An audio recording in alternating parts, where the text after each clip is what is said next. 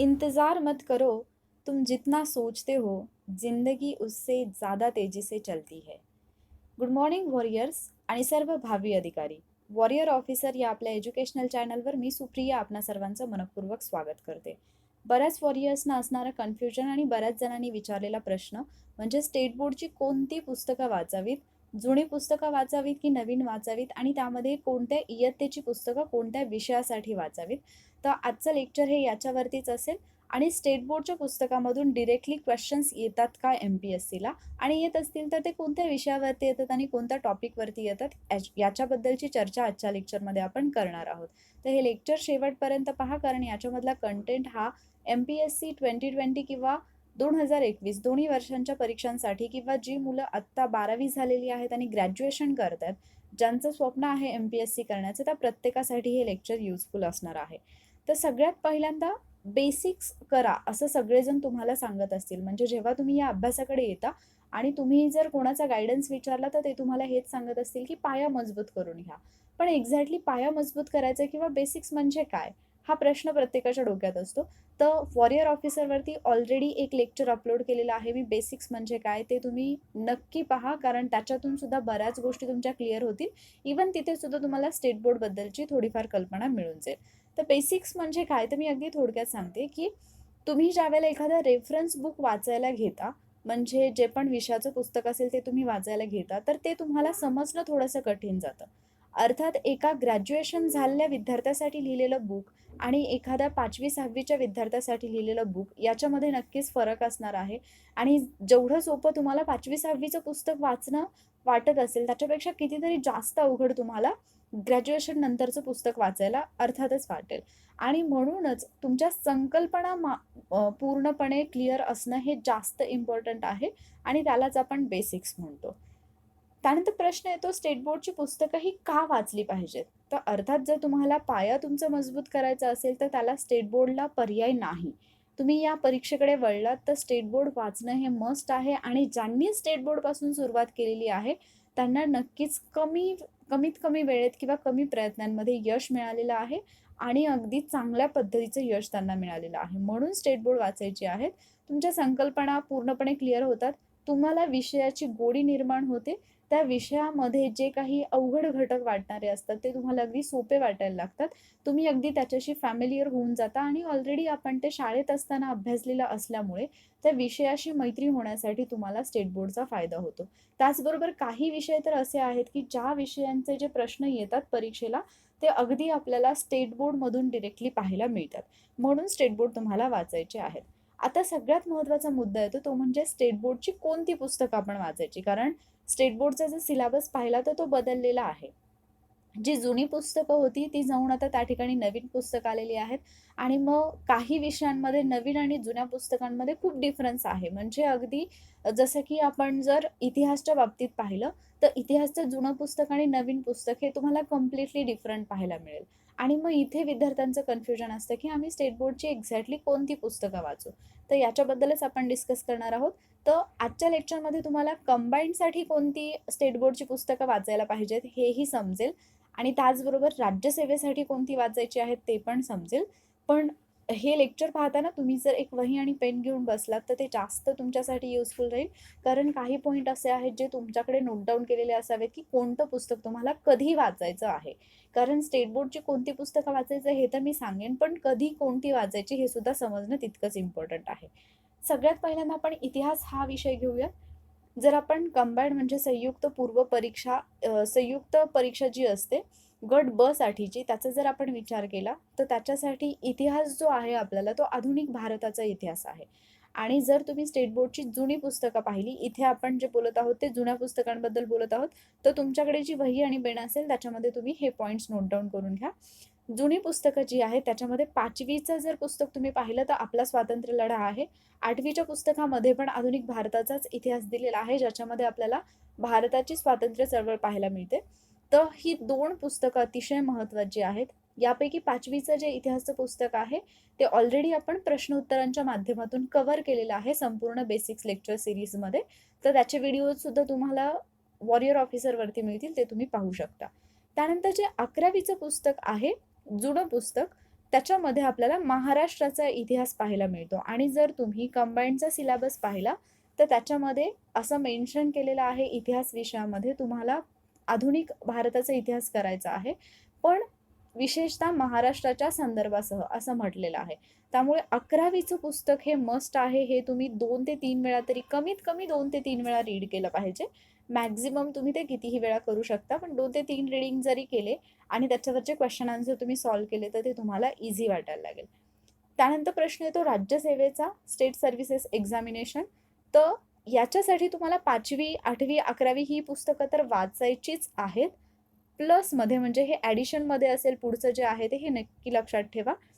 तुम्हाला 6वी आणि 7वीचं पुस्तक हे वाचायचं आहे, त्याचबरोबर 11वीचं नवीन पुस्तक. तर इथे तुम्ही 6वी आणि 7वी वाचलं तर ते तुम्हाला जास्त इझी वाटेल, किंवा तुम्ही 11वीचं पुस्तक वाचू शकता नवीन, त्याच्यामध्ये खूप डीपमध्ये दिलेलं आहे. आता ही 2 पुस्तकं ॲड का करायची राज्यसेवेला आणि कधी वाचायची ते पण मी सांगते. राज्यसेवेच्या पूर्व परीक्षेचा जर तुम्ही सिलेबस पाहिला तर त्याच्यामध्ये तुम्हाला इतिहास हा आधुनिक भारताचाच दिलेला आहे. मात्र जेव्हा प्रश्न येतात, तुम्ही जर प्रश्नपत्रिका पाहिलं तर तुमच्या लक्षात येईल की राज्यसेवेसाठी इतिहासवरती जे प्रश्न विचारले जातात त्याच्यामध्ये तुम्हाला प्राचीन भारताच्या इतिहासावरती सुद्धा प्रश्न येतात. त्याचबरोबर मध्ययुगीन भारताच्या इतिहासावरतीही प्रश्न येतात आणि आधुनिकवरती सुद्धा प्रश्न येतात. मग आधुनिक भारताचा इतिहास 5वी 8वी मध्ये तुमचा होऊन जातो. 6वी आणि 7वी मध्ये जर आपण पाहिलं तर 6वी मध्ये आहे प्राचीन भारताचा इतिहास आणि 7वी मध्ये आहे मध्ययुगीन भारताचा इतिहास. आणि लँग्वेज अगदी सोपी आहे, तर तिथे तुमचं बेसिक सगळं कव्हर होऊन जातं. म्हणून तुम्हाला कंपल्सरी 6वी आणि 7वीचं पुस्तक वाचायचं आहे. पण हे तुम्हाला राज्यसेवेच्या पूर्व परीक्षेच्या अगोदर वाचायचं आहे.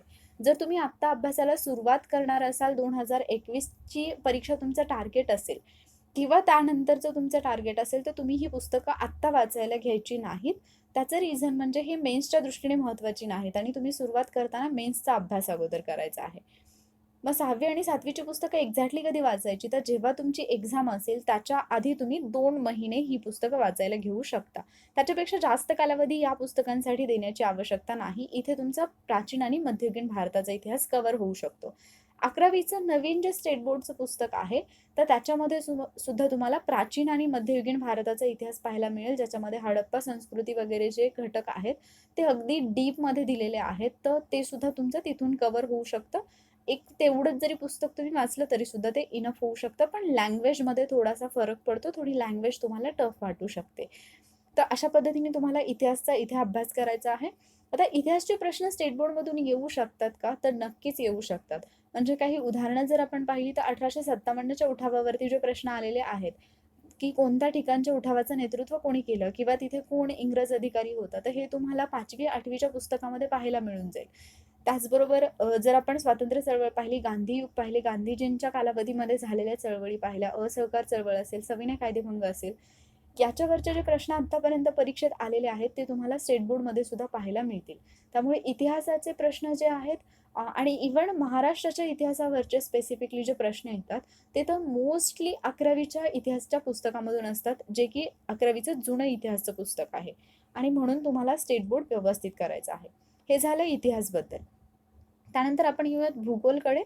भूगोलसाठी परत तसंच आहे, तुम्हाला भारताचा भूगोल करायचा आहे, पण कंबाईंडसाठी तुम्हाला तिथे तसं मेन्शन केलेलं आढळेल सिलेबसमध्ये की अ, म्हणजे महाराष्ट्राचा जो इतिहास आहे, भूगोल आहे, महाराष्ट्राच्या विशेष संदर्भासह तुम्हाला भूगोल जो आहे तो करायचा आहे.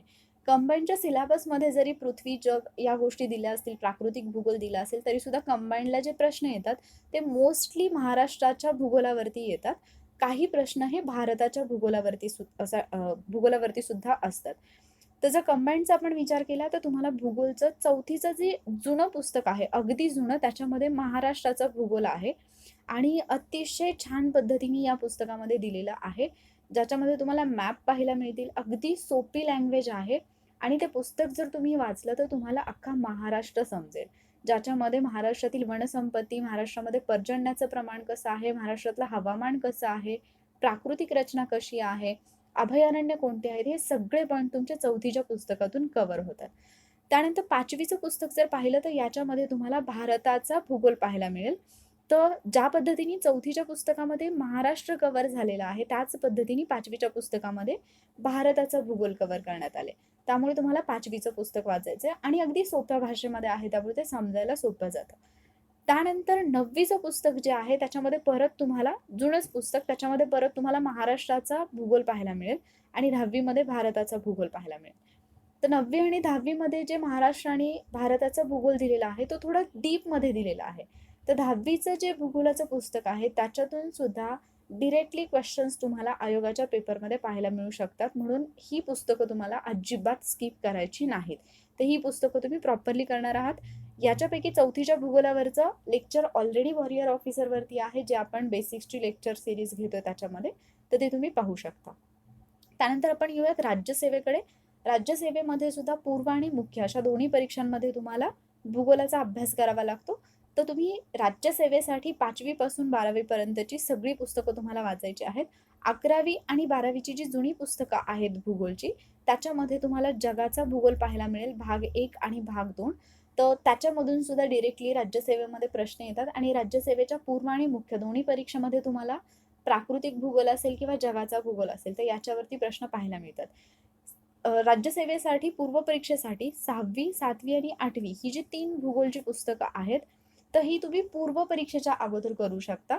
कारण पूर्व परीक्षेसाठी या पुस्तकांमधून डिरेक्टली प्रश्न येतात, जे की पूर्णपणे प्राकृतिक भूगोलावरती आहेत. जसं की वेगवेगळी भूरूपं असतील, म्हणजे वाऱ्याचं जे अपक्षरण कार्य असेल, निक्षेपण कार्य असेल, नदीचं अपक्षरण कार्य आहे, तर याच्यावरती प्रश्न येतात. किंवा पृथ्वीवरती पृथ्वीचा आकार आहे किंवा पृथ्वीचं जे अंतरंग आहे त्याच्यावरती प्रश्न येतात आणि हे तुमच्या स्टेट बोर्डमधून कव्हर होऊन जातात.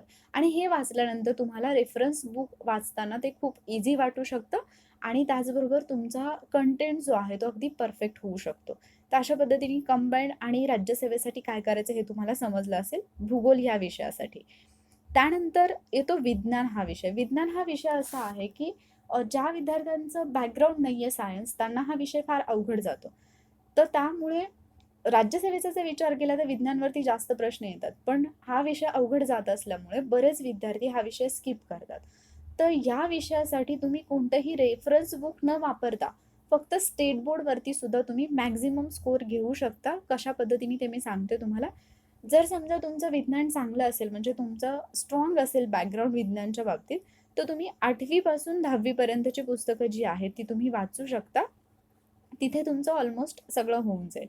जर समजा तुमचं बॅकग्राऊंड वीक असेल, तुम्हाला सायन्स हा विषय खूप अवघड वाटत असेल, तर मात्र तुम्ही 5वी पासून ते 10वी पर्यंतची विज्ञानची पुस्तकं जी आहेत ती वाचायची आहेत.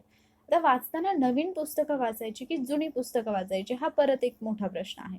तर इथे तुम्हाला जुनी आणि नवीन पुस्तकं एकाच वेळेला घेऊन बसायचं आहे. म्हणजे ज्यावेळेला तुम्ही विज्ञानची पुस्तकं घेताय, जर तुम्ही 5वीचं पुस्तक घेतलं जुनं पुस्तक, तर त्यावेळेला नवीन तुमच्याकडे 5वी आणि 6वी अशी 2 पुस्तकं पाहिजेत. जर तुम्ही जुनं 6वीचं पुस्तक घेतलं असेल, तर नवीन तुमच्याकडे 6वी आणि 7वी अशी 2 पुस्तकं पाहिजेत. त्याचं रिझन पण सांगते.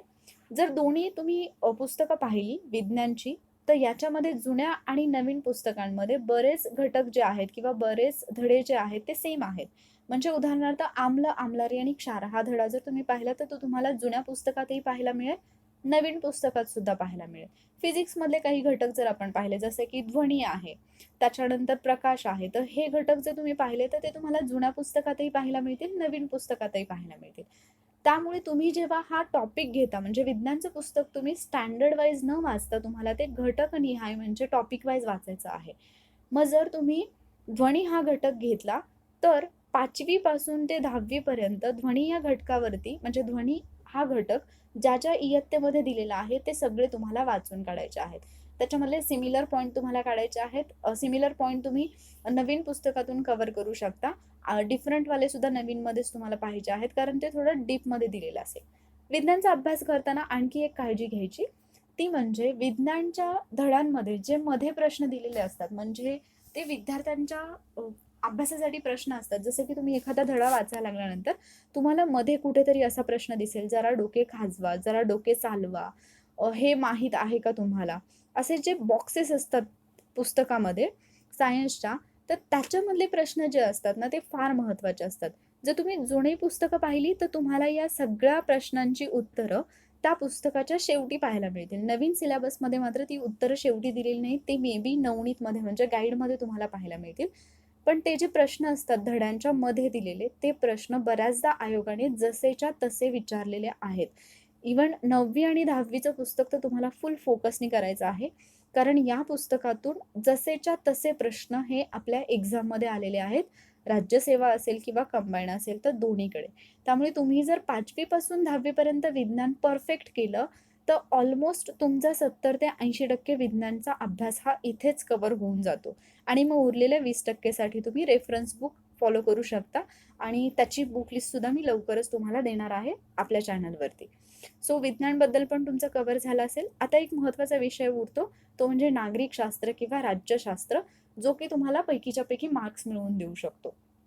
जर हा विषय तर तसा समजायला सोपा आहे, पण तुम्हाला जर अवघड वाटत असेल, तर 6वी, 7वी, 8वीची जी नागरिकशास्त्राची पुस्तकं आहेत, ती तुम्हाला व्यवस्थित वाचायची आहेत. याच्यातून तुमचं बेसिक सगळं कव्हर होऊन जाईल. आणि 12वीचं जे राज्यशास्त्राचं पुस्तक आहे, ते फार इम्पॉर्टंट आहे. आय थिंक त्या पुस्तकाचं नाव आपली राज्यघटना की काहीतरी असंच आहे. पण ते पूर्णपणे ज्या पद्धतीने रंजन कोळंबे सरांचं बुक तुम्ही वाचत असाल रेफरन्ससाठी, तर जेवढे पॉइंट तिथे कव्हर होतात तेवढेच मॅक्झिमम पॉइंट्स 12वीच्या राज्यशास्त्राच्या पुस्तकामध्ये कव्हर होतात. त्यामुळे हे पुस्तक तुम्हाला अजिबात मिस करायचं नाही. तर ते पुस्तक तुम्ही नक्की वाचा.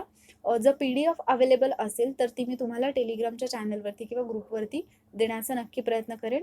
मला सर्च करावं लागेल. जर अवेलेबल असेल तर ती मी नक्की तुमच्यासोबत शेअर करेन.